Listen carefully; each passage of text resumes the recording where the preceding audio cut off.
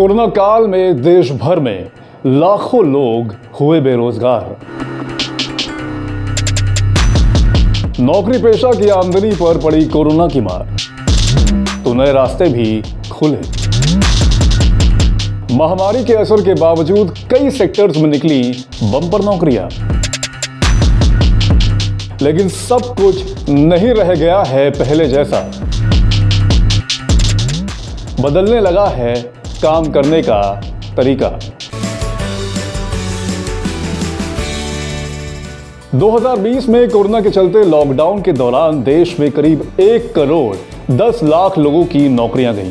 लेकिन कुछ सेक्टर्स ऐसे भी रहे जहां कोरोना की वजह से ही कंपनियों को एक्स्ट्रा वर्क फोर्स की जरूरत पड़ गई थी और नौकरियां बढ़ी। वही थैंक्स टू इंटरनेट फैसिलिटी की महामारी के दौर में भी घरों में रहकर लोग काम करते रहे। कंपनियों ने भी इसके फायदे देखे और आगामी दिनों में लोगों को नौकरी पर रखते वक्त वो इन फायदों को ध्यान में रख सकती है। आने वाले दिनों में नौकरियों की रूपरेखा भी बदल सकती है।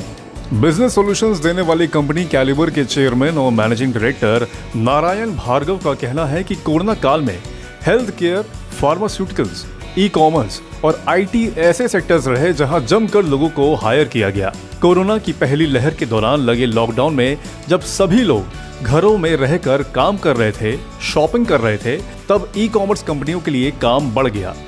ऐसे में कंपनियों को एक्स्ट्रा स्टाफ की जरूरत पड़ी, सामान डिलीवर करने के लिए लोगों की जरूरत पड़ी। इस वजह से इन कंपनियों ने करीब 50% हायरिंग की। सैनिटाइजर, मास्क जैसी चीजों की मांग बढ़ने से फार्मा इंडस्ट्री में 35% अधिक लोगों को नौकरी पर रखा गया। आईटी सेक्टर में भी नौकरियां 15% तक बढ़ गई। इस दौरान एविएशन, हॉस्पिटैलिटी, रिटेल, मैन्युफैक्चरिंग और ऑटोमोटिव सेक्टर्स सबसे ज्यादा प्रभावित हुए और आज भी हैं। ट्रैवल, टूरिज्म, हॉस्पिटैलिटी और लॉजिस्टिक्स जैसे रिटेल एंड सर्विसेज सेक्टर्स में हायरिंग बेहद कम हुई। करीब 20% इसमें गिरावट आई। लॉकडाउन में सप्लाई में समस्या होने की वजह से ये सेक्टर्स सबसे ज्यादा प्रभावित हुए। हालांकि 2020 में धीमे धीमे सब कुछ अनलॉक हुआ, लगा कि जिंदगी पटरी पर आ रही है। कुछ सर्वे के अनुसार साल के अंत तक 1,80,000 नौकरियां निकली, जो जनवरी 2021 में बढ़कर 2,65,000 हो गई। लेकिन जैसे जैसे कोरोना की दूसरी लहर की ओर देश बढ़ता गया, वैसे वैसे हायरिंग्स भी कम होने लगी। फरवरी और मार्च में जहां लोगों ने नौकरियां गंवाना शुरू की, वहीं अप्रैल में लेबर क्लास को सबसे ज्यादा नुकसान उठाना पड़ा। देश में करीब 73.5 लाख लोगों ने नौकरियां गंवाई। Centre of monitoring Indian economy यानी कि CMIE के डेटा के अनुसार सैलरीड और नॉन सैलरीड दोनों तरह के एम्प्लॉयज की संख्या में गिरावट देखी गई। जनवरी 2021 में जहां 40.07 करोड़ लोग एम्प्लॉयड थे, वहीं कोरोना की दस्तक के बाद मार्च में 39.81 करोड़ लोग ही एम्प्लॉयड रह गए और ये संख्या अप्रैल में घटकर 39.08 करोड़ हो गई। हालांकि दूसरी लहर का कंपनियों पर पहली लहर की तुलना में असर कम पड़ा, खासकर शहरी क्षेत्रों में जहां हाइब्रिड माहौल में काम करने के लोग आदी हो चुके थे। तो जब कोरोना के मामले बढ़ रहे थे, तो कंपनियों ने अपने एम्प्लॉयज को ऑफिस बुलाए बगैर अपनी अपनी लोकेशंस में काम करने की इजाजत दे दी। साथ ही कई कंपनियों ने कोरोना की पहली लहर से ही वर्कफोर्स को कम कर दिया था, तो अब अगर वो नंबर ऑफ एम्प्लॉयज में और कटौती करेंगे तो उनका काम ही नहीं चल पाएगा। कोरोना काल में एम्प्लॉयज की सैलरी पर भी बड़ा असर देखने को मिला। कई लोगों की सैलरी कटी, इंक्रीमेंट रुके, तो कईयों को बिना सैलरी के भी काम करना पड़ा।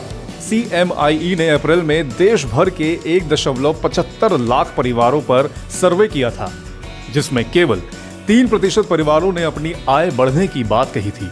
55% परिवारों का कहना था कि उनकी इनकम घटी है, जबकि बाकी 42% के मुताबिक उनकी कमाई पर कोई फर्क नहीं पड़ा। लेकिन इन सब के बीच मजबूर होकर ही सही, कंपनियों को अपने वर्कफोर्स के साथ नया एक्सपेरिमेंट करने का मौका मिल गया। कहीं से भी काम करने की सहूलियत देकर कंपनियों को कई फायदे साफ दिखने लगे। लोगों की सेफ्टी तो प्रायोरिटी थी ही। कंपनियों को ओवरहेड कॉस्ट्स और इंफ्रास्ट्रक्चर पर भी भारी बचत हुई। कहा जा रहा है कि अधिकतर कंपनियां महामारी के खत्म होने के बाद भी इसे कंटिन्यू करना चाहेंगी। इस तरह से काम करने को लेकर कंपनियां एम्प्लॉयज की लोकेशन, नेचर ऑफ वर्क और एक्टिविटी पर ध्यान तो देंगी ही, साथ ही आगामी दिनों में ज्यादातर कंपनियां कॉन्ट्रैक्चुअल बेसिस और फ्रीलांस पर ज्यादा फोकस करेंगी। कहीं से भी काम करने वालों की मांग ज्यादा रहेगी। इस क्षेत्र में 15% तक नौकरियां बढ़ेंगी। नारायण भार्गव का कहना है कि ऐसा नहीं है कि महामारी के बाद पूरी तरह से वर्क फ्रॉम होम कल्चर जारी रहेगा ही। हाँ, ये जरूर है कि हफ्ते में कुछ दिन ऑफिस और कुछ दिन घर पर काम करने के लिए कहा जा सकता है, क्योंकि ultimately infrastructure cost per company के सेविंग्स हो रही हैं। साथ ही सभी लोगों के पास वर्क फ्रॉम होम में काम करने की वो फैसिलिटी नहीं होती। ऐसे में जब भी स्थितियां सामान्य होंगी, वो सब लोग ऑफिस जाना प्रेफर करेंगे। रिक्रूटमेंट में सबसे जरूरी बात कि जो लोग ऐसे कठिन दौर में खुद को अपग्रेड करते हैं, मतलब नई नई चीजें और मल्टीपल काम करते हैं, तो उन्हें ज्यादा आसानी से काम भी मिलेगा। कंपनियां इन दिनों ऐसे टैलेंट्स को खूब तवज्जो दे रही हैं। लेकिन कोरोना की तीसरी लहर अनप्रेडिक्टेबल है। चेतावनी जारी कर दी गई है, तो ज्यादातर कंपनियां तीसरी लहर के बाद जैसा माहौल होगा उस हिसाब से ही लोगों को रिक्रूट कर सकती हैं। सब कुछ कहने के बावजूद एक सच को नकारा नहीं जा सकता कि मार्च 2020 से देश ने नौकरी के लिहाज से सबसे बुरा वक्त देखा है। लेकिन हमें उम्मीद बांधे रखनी है, जल्द ही स्थितियां अनुकूल होंगी। अगर आपको हमारा ये एपिसोड पसंद आया हो तो इसे लाइक और शेयर जरूर करें और अपनी बहुमूल्य राय हमें कमेंट बॉक्स में जरूर लिखें।